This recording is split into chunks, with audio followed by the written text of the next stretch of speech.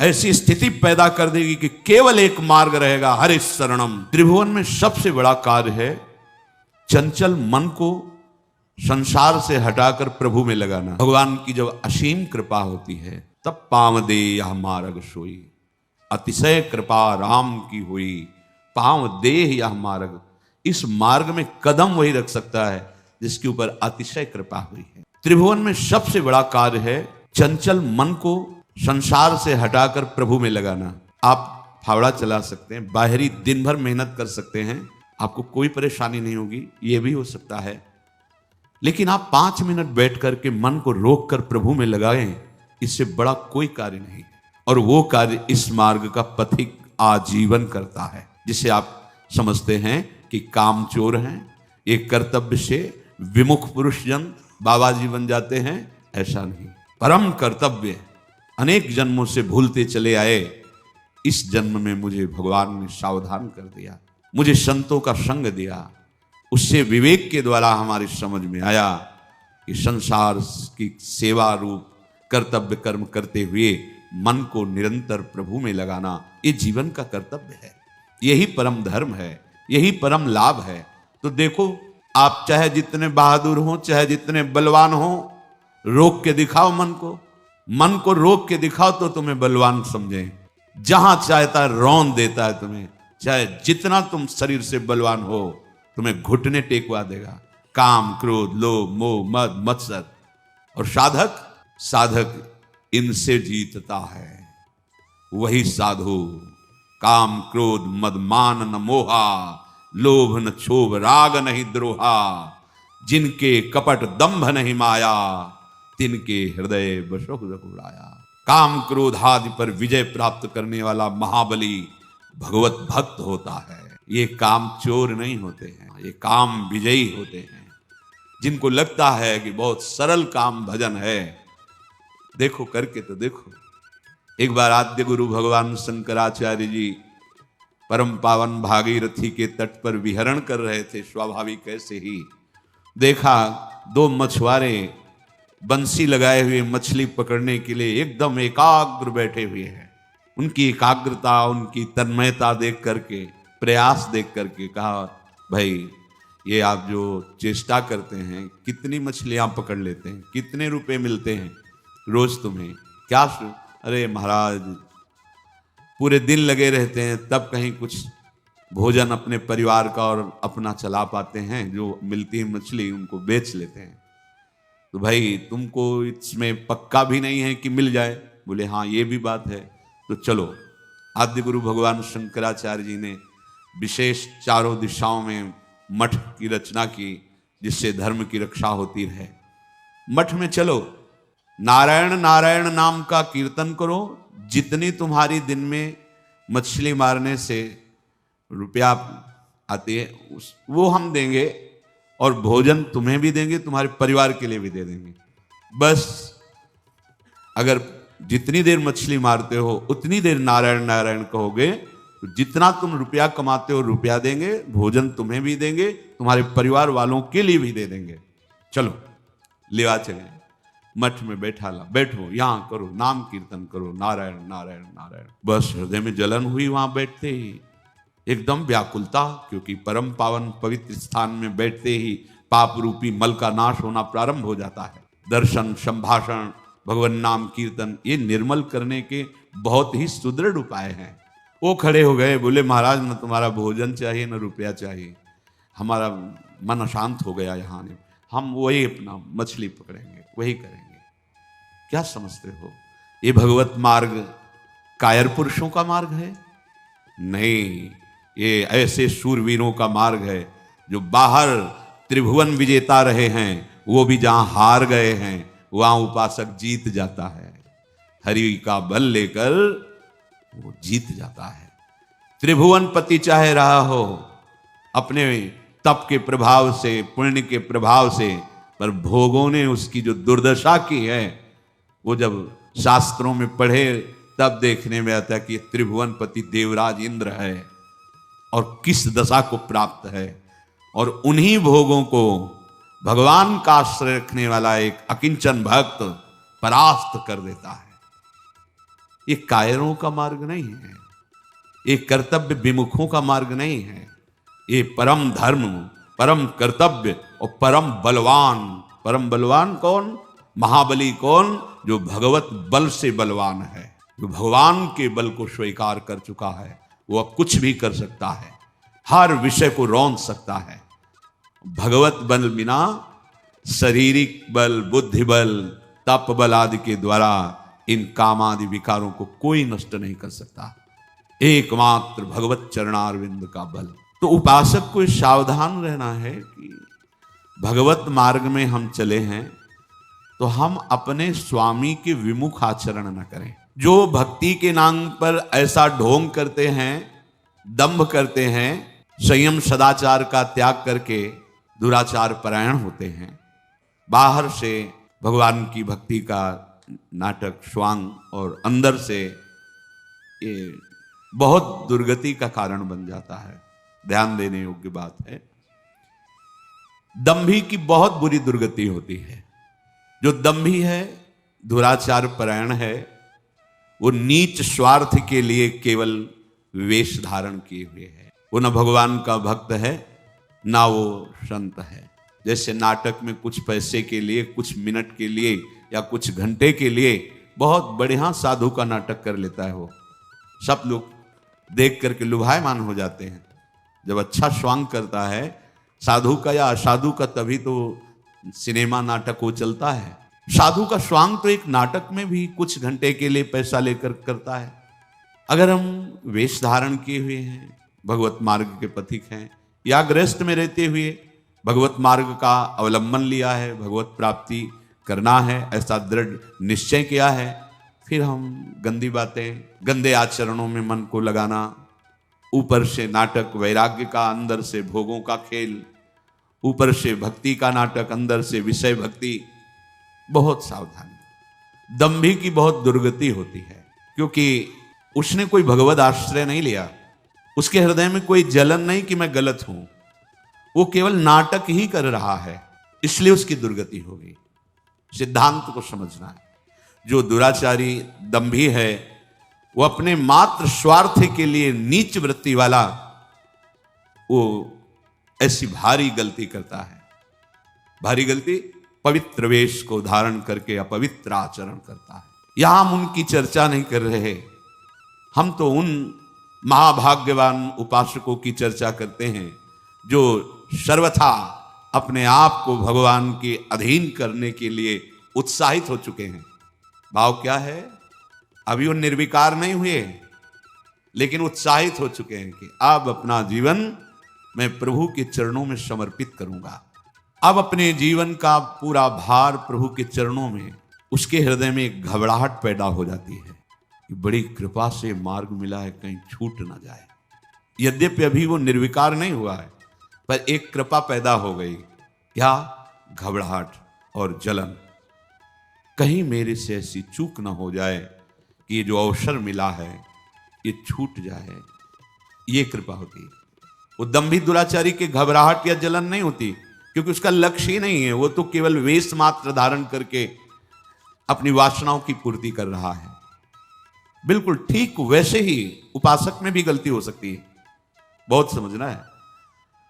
पर उसने अपने जीवन का भार प्रभु के चरणों में दिया तो अब घबराहट पैदा हो गई, एक डर पैदा हो गया, एक जलन होने लगी। नहीं, अब कहीं ऐसी गलती न हो जाए कि मैं भगवान से विमुख हो जाऊं। बुरा स्वभाव है उसका, बहुत सुलझ के इस मार्ग की बातें सुननी चाहिए, नहीं तो निर्णय नहीं निकाल पाओगे। बिल्कुल वैसी स्थिति है जिसके पीछे निंदा की गई। दंभी दुराचारी की जो निंदा की गई, ठीक ऐसा स्वभाव है उसका, ऐसे ही आचरण रहे हैं, पर उसने ठान लिया है अपने जीवन को भगवान के चरणों में समर्पित करने का। तो अब उसके हृदय में घबराहट पैदा हो गई, भय पैदा हो गया, अब जलन पैदा हो गई, और वो अंदर ही अंदर अपने आप को जो भगवान के चरणों में समर्पित करना चाहता है, उसको ये मांग हो जाती, कोई एक ऐसा मिले जो हमारे पे शासन कर सके, हमारे दुष्ट मन को शासन में कर। कोई एक ऐसा मिले जो हाथ पकड़ ले और कह दे तुम निर्भय हो जाओ, हम देख लेंगे। अर्थात सच्चे सदगुरु की खोज, सच्चे महापुरुष का आश्रय, उसका हृदय। घबराहट पैदा हुई, चिंता पैदा हुई, हृदय में जलन पैदा हुई, ये पापों के परिणाम का नहीं है, ये कृपा का है, क्योंकि यही उसको ऊपर उठा रही है। अब उसके हृदय में एक पीड़ा हुई, कोई ऐसा हमें सतमार्ग का महापुरुष मिले जिसके चरणों में सर रख के मैं निश्चिंत हो जाऊं, वो मेरे जीवन की बागडोर पकड़ ले और मैं निश्चिंत भाव से भगवान के चरणों में निर्भय होकर के चलूं। वो सबल का आश्रय लेने के लिए अंदर से व्याकुल हो जाता है। सबल भगवान है, दूसरा कोई नहीं है। भगवान ही भक्तों के रूप में, संतों के रूप में, गुरुदेव के रूप में आकर हाथ पकड़ लेते हैं। उसके हृदय में एक दृढ़ भावना हो जाती कि मैं ऐसे महापुरुष के चरणों में गिर पड़ूं, जाकर प्रणत हो जाऊं, कि जिसके वचन से हमें विश्वास हो जाए कि मुझ जैसे नीच का भी काम हो जाएगा, भगवान मिल जाएंगे, हम निर्विकार बन सकते हैं, हम संत मार्ग में चल सकते हैं। सच्ची बहुत बल होता है, संतों के वचन में बहुत बल होता है। प्रारंभ में जब ऐसे महापुरुष मिलते, शाबाश, कोई बात नहीं, बिल्कुल डरना नहीं, बड़े तुम्हारे भाग्य हैं, भगवान हर समय तुम्हारे साथ हैं, तुम अपने कदम बढ़ाते जाना, कभी लड़खड़ाना नहीं। तो एक ऐसे जैसे कोई बहुत बड़ी शक्ति आ गई हो हृदय में, नवीन वैराग्य, नवीन उत्साह। संत समागम से प्रतिदिन देखा है एक नवीन वैराग्य, एक नवीन उत्साह भगवत प्राप्ति का। और जब कुसंग हो जाता है तो नवीन विकार ऐसे लगते, नए नए भोगों की लालसाएं और पतन। वो उपासक ऐसे जाग के पड़ रहता है मानो पंगु हो गया हो। ये विकार युक्त स्वभाव वाला कैसे भगवान को प्राप्त करता है?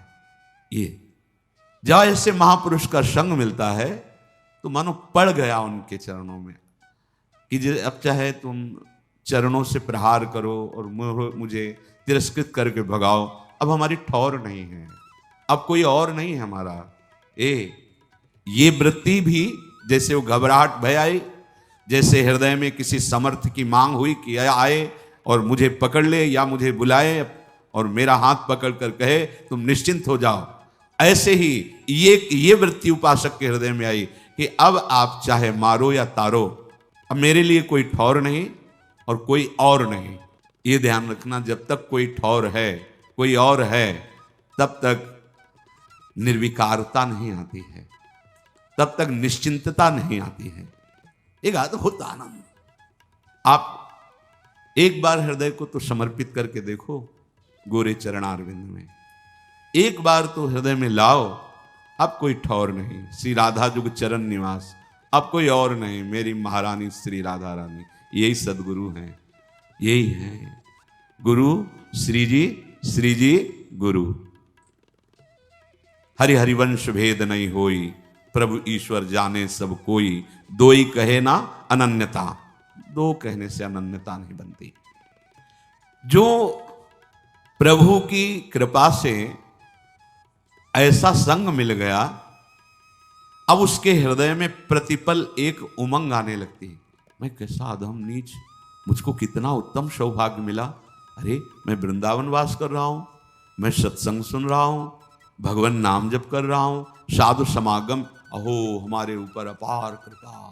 वो प्रतिपल ऐसे विचारों में खोने लगता है। भगवत कृपा पात्र का हृदय कैसा होता है, ये प्रारंभ से देखिए, बुरे आचरणों में था, बुरा स्वभाव था, ऐसे ऐसे, अब उसके हृदय में एक नई उमंग आने लगती है, कितनी हम पर कृपा है। जहां ये बात उसके हृदय में आई तो भगवत कृपा अपना काम करने लगी। मत चित्ता सर्व दुर्गाणि मत प्रसादात तरिष्यति।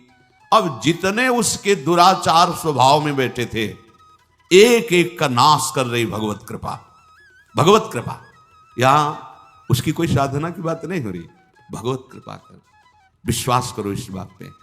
वास्तविक पूज्यपाद सूर्या बाबा जी के वचन जब पढ़े तो उन्होंने कहा कि बहुत साधन बल का प्रयोग करके देखा पर निर्विकारता सिद्ध नहीं हुई, तब गुरुदेव के चरणों का हृदय से आश्रय हुआ, तो जो साधन बल में श्रम करके भी हम नहीं कर पाए, वो गुरु कृपा से हो गया।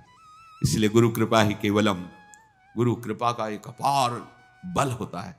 पर ध्यान रखिए, श्री जी ही गुरु जी हैं, गुरु जी ही श्री जी हैं। कोई व्यक्ति गुरु नहीं होता, गुरु कभी व्यक्ति नहीं होता, ये हृदय में धारण कर लीजिए। क्योंकि जब तक भाव तुम्हारा नहीं बनेगा, अगर तुम सामने व्यक्ति मानोगे तो व्यक्ति का ही प्रभाव होगा, गुरु का प्रभाव नहीं होगा। अगर गुरु साक्षात परब्रह्म तो फिर व्यक्तित्व तो नहीं दिखेगा, केवल परब्रह्म दिखे, और परब्रह्म का सानिध्य पाने वाला परब्रह्म स्वरूप ही हो जाता है। ब्रह्मविद ब्रह्मवि भवति। बड़ी बड़ी कठिनाइयां, जहां बड़े बड़े घुटने टेक देते हैं, गिर जाते हैं, वहां वो कृपा पात्र हंसते हंसते पार हो जाता है। उसको कोई प्रयास नहीं करना पड़ता, ये पक्का पक्का। कई बार जीवन में ऐसा दिखाई दिया है बाद में कि अरे वो तो फिसलन थी, अगर प्रभु वहां से ऐसे ना बचाते तो फिसल गया था। बाद में अनुभव हुआ कि अरे हम जिस मार्ग में जा रहे थे वहां तो काई थी, फिसलन थी। अरे भगवान कैसे कृपालु, कैसे मोड़ लिया।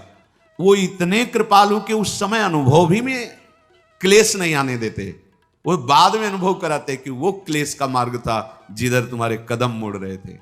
उपासक निहाल हो जाता है। प्रभु क्षण मात्र का विलंब नहीं करते। माया जब आक्रमण करती है तो क्षण मात्र का विलंब नहीं करते। भगवान समस्त संकल्पों की सिद्धावस्था है। साधक के हृदय में गलत संकल्प बना कि उनकी कृपा शक्ति आकर के घेर लेती है, कहीं उसका अमंगल नहीं होने देती। ये बिल्कुल अक्षरशः सत्य समझो। जो इस मार्ग में चल रहे हैं वो खुद अनुभव करें। हृदय में दुर्वासना के से प्रेरित होकर मन संकल्प कर बैठा, नहीं सावधान रह पाया, पर कृपा शक्ति तत्काल कवच की तरह घेर लिया। इसके कई रूप हैं। भरी बाजार में पिटवा भी देगी, तुम्हारा घोर अपमान करवा देगी, तुम्हें ऐसा करवा देगी कि आपको लगेगा संसार में मुंह दिखाने लायक नहीं। हाँ, अब चलो हरि का मुख देखो। संसार के मुख दिखाने के लिए तुम्हारा जन्म नहीं हुआ, तुम्हें हरि का मुख देखने के लिए जन्म हुआ है। कृपा के बहुत से स्वरूप हैं। अगर आप भगवत शरणागत हो रहे हैं, थोड़ी मनमानी शुरू कर दी है, तो ध्यान रखना कृपा का मृदु से मृदु भी विधान हो सकता है और कठोर से भी कठोर विधान हो सकता है, पर होगी वो कृपा ही। जो भगवत कृपा है वो कुसुम से भी कोमल विधान कर सकती है और वज्र से भी कठोर विधान कर सकती है। तैयार रहना। ये वज्र से कठोर विधान उसी के लिए होता है जो अहम से युक्त होकर के मनमानी आचरण के लिए कदम उठाता है। तो भगवत कृपा फिर कठोर विधान की रचना करती है, क्योंकि अब तुम बच नहीं सकते। कृपा का विधान लागू हो चुका है, अब तुम बच, देखो यही है, इसी को कृपा कहते हैं। अब तुम बच नहीं सकते, माया के फंद तुम्हें फंसा नहीं सकते। अब तुम्हें डूबना पड़ेगा प्रेम में, अब तुम्हें डूबना ही होगा भजन में, अब तुम्हें डूबना ही होगा भगवान के नाम रूप लीला गुण में, क्योंकि आप तुम शरणागत हो गए तो कृपा का अब विधान लागू हो गया।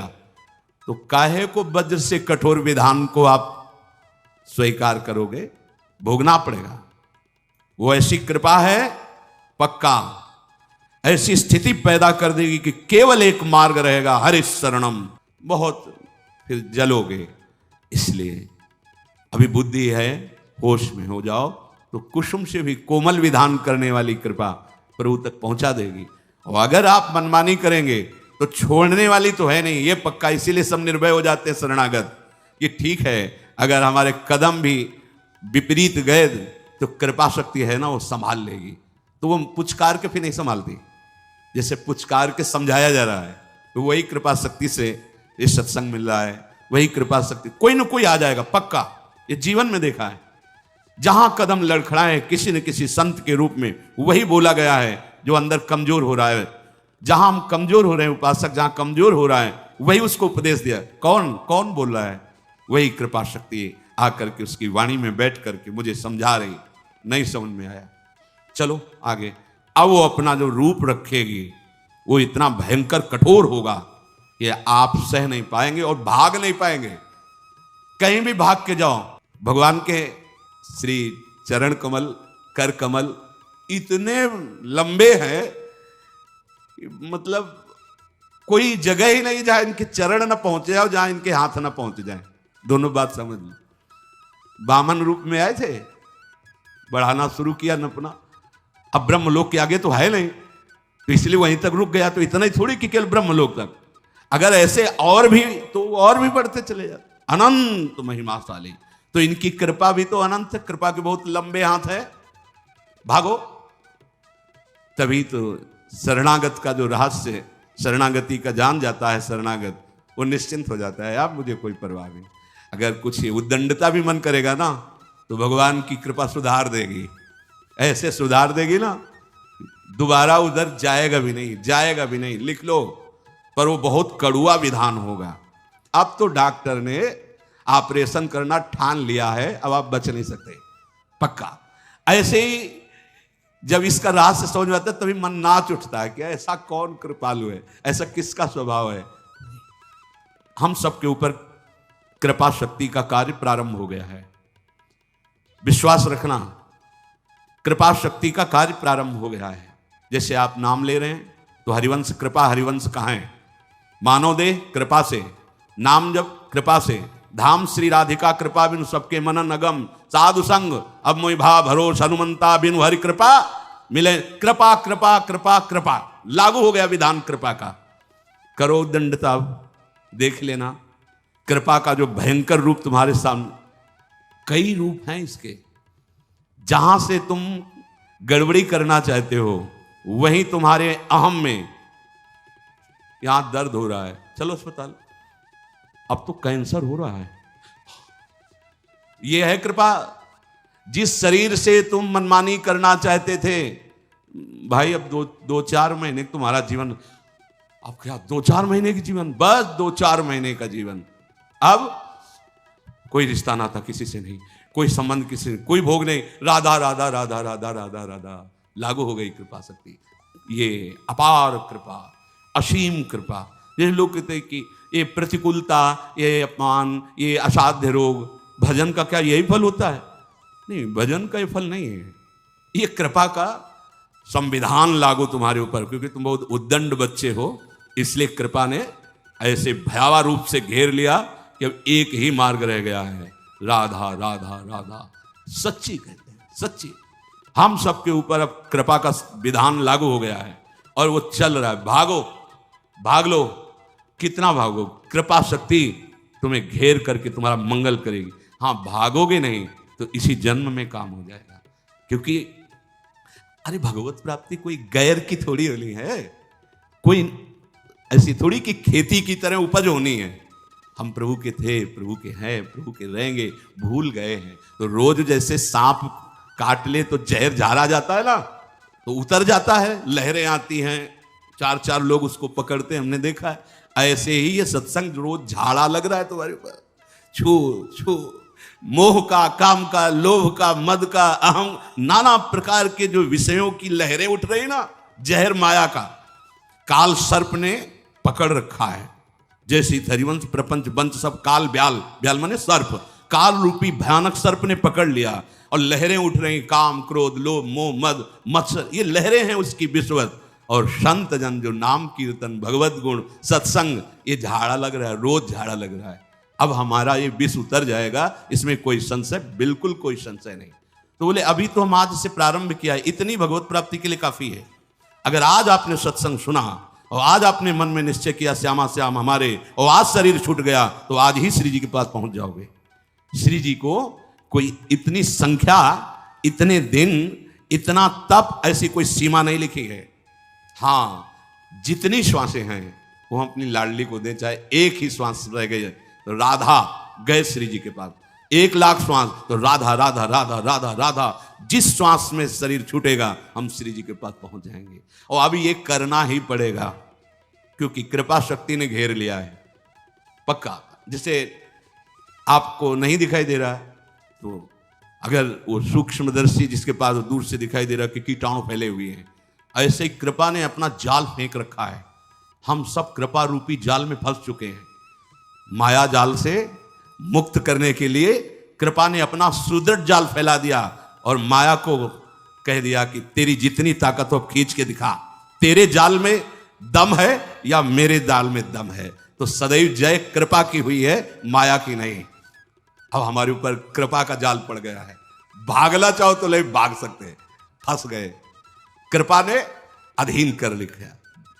सुनते थे कि वृंदावन पकड़ लेता है, पर सोचते थे कैसे पकड़ लेता है, हम चाहे तो अभी जा सकते हैं वृंदावन से, कैसे पकड़ लेता है। जब पकड़ लिया ना तो हम चाहे भी तो नहीं जा सकते, चाहे भी तो नहीं, जीना चाहे तो जी नहीं सकते, बाहर से भी और भीतर से भी नहीं जी सकते वृंदावन के लिए। पकड़ लिया वृंदावन ने, सच्ची मानिए हमारे ऊपर भगवत, हमारे ऊपर का मतलब हम सबके ऊपर अब भगवत कृपा का विधान लागू हो चुका है। सबसे बड़ी सिद्धि हमें प्राप्त हो गई, क्या हम कृपा आश्रित और कृपा कवच से सुरक्षित हो गए।